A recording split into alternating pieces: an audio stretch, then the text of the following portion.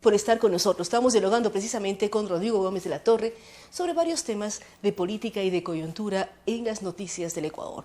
Uno de ellos, Rodrigo, es el cómo está funcionando el Consejo Consultivo Tributario. ¿Cómo miran ustedes como parte de las cámaras este diálogo en donde están miembros del Ejecutivo, están ministros de Estado y están diferentes sectores de la producción? Hay 90 días, ya un poco menos, para plantear temas de cambio, de modificación o de políticas al régimen de Lenín Moreno. Buenos días a los televidentes, buenos días, Claudia. Bueno, realmente creemos que el cambio de escenario de ser agredidos versus ahora tener la posibilidad de dialogar siempre va a ser positivo. La posibilidad de intercambiar ideas no necesariamente implica intercambiar ideas entre todos los que pensamos básicamente lo mismo. Lo positivo de esto es que vamos a tener discrepancias en ciertos momentos. El Consejo Consultivo está conformado por 12 miembros, hay sector público, sector privado, y debajo del Consejo se están creando las diferentes mesas sectoriales y o temáticas. Entonces creemos que esto va a tener algún resultado, confiamos en ello. De hecho, el día jueves hubo la reunión ya con respecto al tema metodológico, cómo vamos a funcionar en el tema, y al día siguiente, en el caso de agricultura y específicamente en ganadería, pudimos mantener una reunión más amplia con la ministra de Agricultura y hemos visto los temas sectoriales particularmente, pero también hemos conversado a nivel de Comité Empresarial Ecuatoriano para tratar cuáles son los temas transversales que afectan a todos. Y me explico. El tema laboral, la situación de la rigidez laboral, la problemática, como queramos bautizarle, realmente es un tema que afecta a los sectores comerciales, agrícola, industrial, servicios. Involucra a todos los sectores de la producción, grandes, pequeños y medianos, a todos. En el caso del tema tributario, tenemos una sobrepresión tributaria muy grande y eso afecta absolutamente a todos los sectores. Este tema de la normativa permanentemente cambiante, que lo único que hace, más allá de complicar la producción, es encarecer los costos de producción y complicar más aún el proceso de competitividad, es otro tema que lo estamos tratando en global. Luego ya habrá los temas particulares, qué es lo que pasa con las llantas, con el caucho de las llantas, o con la ganadería, o con la agricultura, o con el tema del comercio. Pero sí hemos planteado que los temas del Consejo Consultivo sean absolutamente transversales, que puedan acoger a todos los sectores para enfocarnos no en problemas, no en soluciones a problemas coyunturales, sino por el contrario, lo que debemos enfocarnos es en soluciones a problemas estructurales que sí nos den resultados, no en el corto, sino en el mediano y en el largo plazo. En todos estos temas que habla Rodrigo Gómez de la Torre, de problemas estructurales, ¿cómo se está dando apertura al diálogo? Decía, somos 12, después hay los comités sectoriales que son muchísimo más amplios, pero ¿cómo lograr acuerdos? Hay muchas discusiones, se habla del anticipo del impuesto a la renta, se habla del tema laboral, se habla de una serie de elementos que generen tranquilidad en los sectores productivos y posibles inversionistas. ¿Cómo se está avanzando? Son 3 meses, pero al mismo tiempo nos preocupa la situación económica del país. No sabemos con claridad el tema de deuda externa y una serie de elementos que están pendientes y debería actuarse sobre ellos. Ese es el otro problema. Cuando hablamos de deuda externa y hablamos de una deuda de 41,000 y pico de millones de dólares, hablamos de que sobre un Producto Interno Bruto de 100,000 ya habríamos superado el 40% que tanto se hace referencia desde las entidades estatales. Sin embargo, cuando analizamos que el PIB para el año 2016 y el 2017 todavía no está claro y ya se evidencia que va muy por debajo de los 100,000 millones, ya estamos en una relación deuda-PIB que está fuera de la ley. Pero vemos que se sigue contratando deuda. Entonces, sí, por un lado está fuera de la ley, se incrementa la deuda y al mismo tiempo, ¿cómo pagamos la deuda? Y ese es el otro problema. La relación deuda-PIB no es mala por concepto.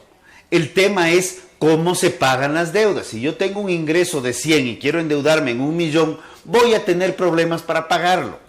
Entonces, lo que estamos viendo ahorita a nivel de Consejo Consultivo son ciertos temas. Sin embargo, tenemos que ir también tratando los demás temas que son estructurales dentro del proceso económico. En efecto, dialogar está bien, es bueno y es positivo, pero también hay que aterrizar los temas en acciones concretas para ver qué vamos a hacer con el modelo económico, porque ya se ha evidenciado en 10 años que el modelo económico no ha llevado a un desarrollo del país, no ha llevado a un crecimiento. Por el contrario, el crecimiento fue completamente coyuntural en relación a los precios del petróleo. Cayeron los precios del petróleo y el crecimiento país cayó a pique.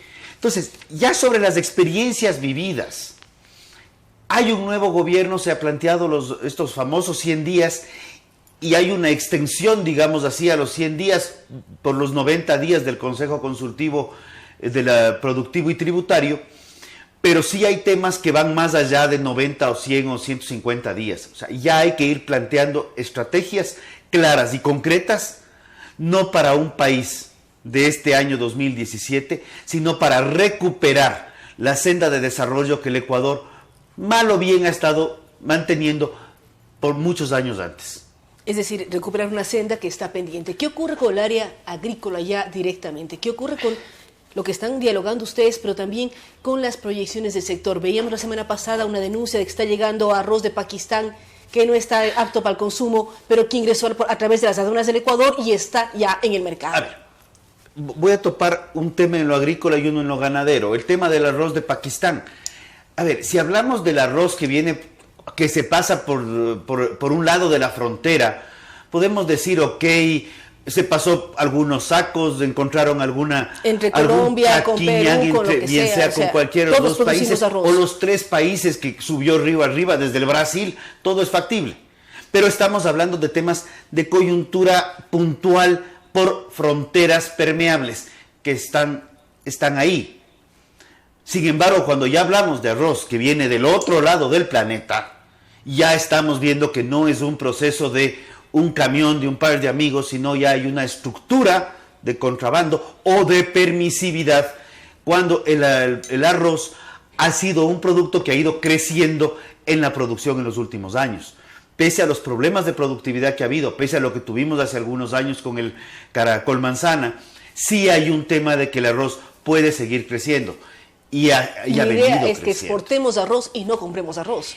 Y además de buena, mala, no sé la calidad. Más allá. A ver, yo no tengo problema en importar algo o en exportarlo, pues sí, me encanta el concepto de las exportaciones, pero el contrabando se lo puede combatir con bala, con aranceles, se lo puede poniendo muros y grandes cosas, o se lo puede combatir de manera estructural.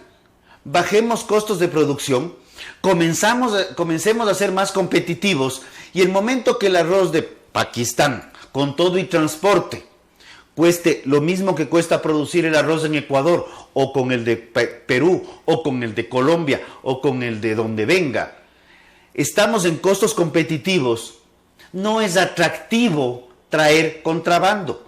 Si el Ecuador no toma correctivos internos para bajar los costos de producción, bajar los problemas estructurales de la economía que nos ha vuelto cada vez más caros y menos competitivos, lamentablemente el contrabando, y esto de aquí no es que me agrade, pero tengo que decirlo, el contrabando va a seguir llegando porque la gente busca producto más barato. Si además de eso es de igual calidad, se complica. Si por el otro lado, y atopando el tema Pakistán, está ingresando arroz de menor calidad que el consumidor ecuatoriano requiere y está ingresando por fronteras permisibles, digamos, o por fronteras formales, llámese de puertos, ya la situación es muchísimo más grave. Por el otro lado, una de las grandes conquistas del sector ganadero en un proceso articulado público-privado fue el certificado de Ecuador país libre de aftosa con vacunación.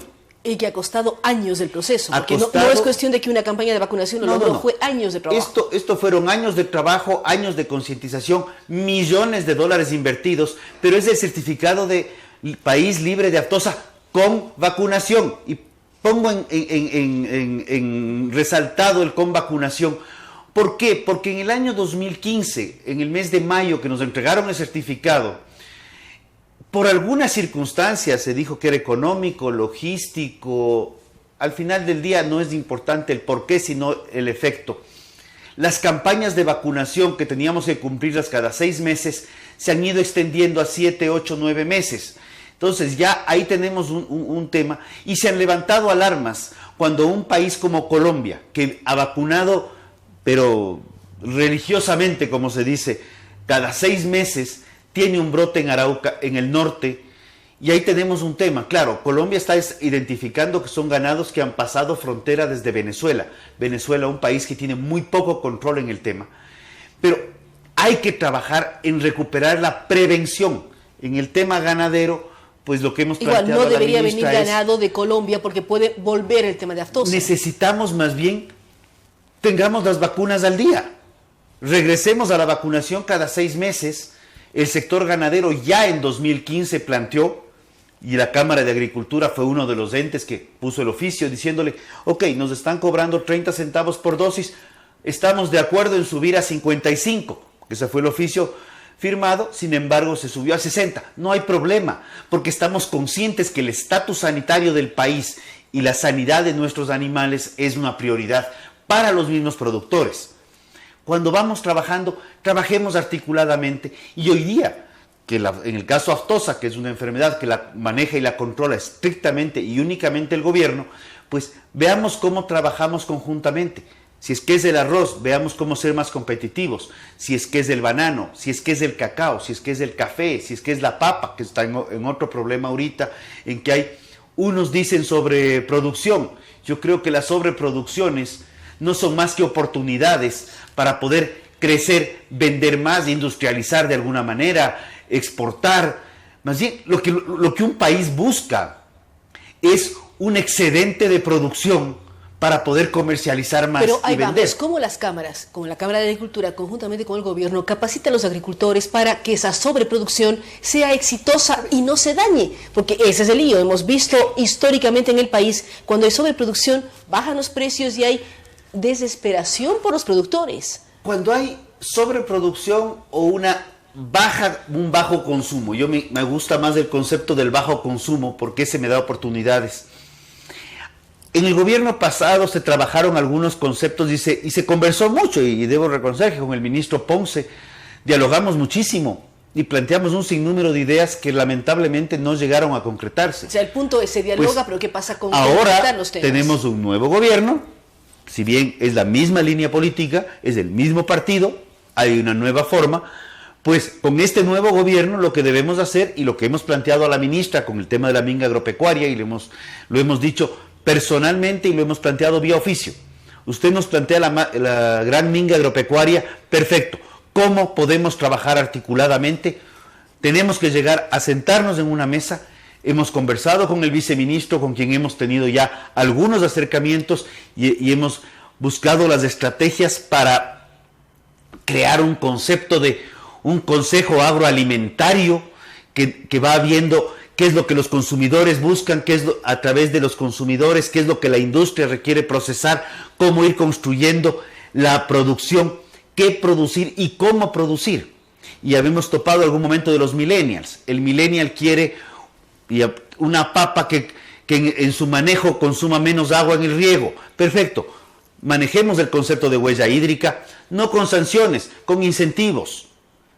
Enseñemos a la gente a trabajar, consolidemos formas de lo que hay que hacer desde la academia, pero también reconozcamos que el campo, los agricultores tienen un conocimiento empírico que probablemente debe ser trasladado a la academia para que se aprenda qué es lo que pasa en la vida real y cómo potenciar esas características que tenemos los productores. Aprovechando este tema, ¿qué pasó con la estación de Santa Catarina que dejó de existir y se pasó a Yachay? ¿Está funcionando o no está funcionando? Que era un elemento importantísimo para el tema agrícola y agropecuario del país. A ver, la estación de Santa Catalina del INIAP está en un limbo. Porque esa zona donde estaba ahora se piensa construir... No acaba de salir del sur de Quito, pero tampoco acaba de aterrizar en Yachay. Entonces, yo creo que, y por el otro lado, en Santa Catalina en este momento, mal o bien está funcionando. Yachay está con un sinnúmero de inconvenientes y problemas que más bien nos preocupa que si va a salir de Santa Catalina y va a aterrizar en Yachay, ¿en dónde va a aterrizar y en qué condiciones va a aterrizar? Probablemente la estación tenga un gran tren de aterrizaje para poder aterrizar en algún otro lado, pero no sabemos si Yachay tenga una pista de aterrizaje para que pueda aterrizar. Este es un punto importante porque es una área de investigación. El tema O que se quede donde está por último, pero ¿qué va a pasar con eso? El tema de investigación, desarrollo, es un tema que está muy pendiente, no solo de ahora, sino desde el gobierno pasado, y yo creo que ahí todavía no hemos aterrizado en el diálogo concreto. Lo hemos planteado en mesas, hemos planteado el tema de biotecnología, que a veces parece que es una palabra que genera un poco de temor, pero yo creo que hay temas que hay que plantearlos, hay que decirlos y hay que construir un país.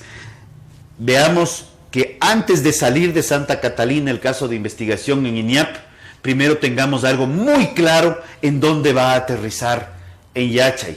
Si va a aterrizar en un tema, en un terreno fangoso, en un terreno pantanoso, preferiblemente que se quede en Santa Catalina y potenciemos lo que tenemos.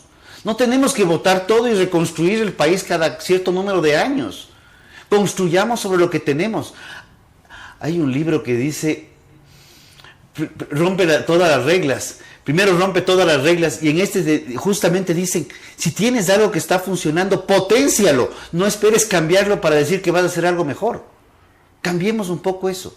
Pensemos en cómo construir el Ecuador que todos queremos, un Ecuador de desarrollo, un Ecuador de oportunidades, pero eso no se construye refundando o refundiendo el país cada cierto número de años, sino más bien, ya algo se ha avanzado, perfecto, sobre ese algo construyamos. Tenemos carreteras, tenemos escuelas del milenio, a las carreteras llenémoslas de producción antes de seguir construyendo más. Tenemos hidroeléctricas. ¿Por qué el costo de la energía sigue siendo caro y por qué la producción y los costos de energía eléctrica para el sector industrial y sector productivo son muchísimo más caros que en los países vecinos? Si tenemos hidroeléctricas, aprovechémosles para beneficio de los ecuatorianos. Y para disminuir los costos de producción, que es lo que mencionaba Rodrigo. Y el eje crítico de la competitividad está en los costos de producción, y si no trabajamos ahí, no va a haber salvaguardas, aranceles o aguas benditas que nos salven del acabose. Muchísimas gracias a Rodrigo Gómez de la Torre. Recordamos que eres presidente de la Cámara de Agricultura de la primera zona, la zona en donde estamos todos nosotros. Bueno, hemos hablado sobre el diálogo entre el gobierno y el Consejo Consultivo Tributario, también la Mesa Sectorial de Agricultura, pero también temas que tienen que ver con el día a día, desde contrabando en productos agrícolas o también aquello que tiene que ver con estaciones de investigación importantes en el país que van a ser movidas o no sabemos si van a ser movidas, pero generan preocupación en el sector. También él resalta, si el Ecuador ha invertido tanto en recursos estratégicos y ha invertido tanto en la generación de energía hidroeléctrica, es hora de que los costos bajen para los productores y sean más competitivos con nuestros vecinos y con otros productores del mundo entero. Gracias a Rodrigo Gómez de la Torre. Vamos a una pausa, luego de la cual estaremos dialogando con la doctora Lourdes Tibán sobre el diálogo de la CONAIE con el gobierno nacional.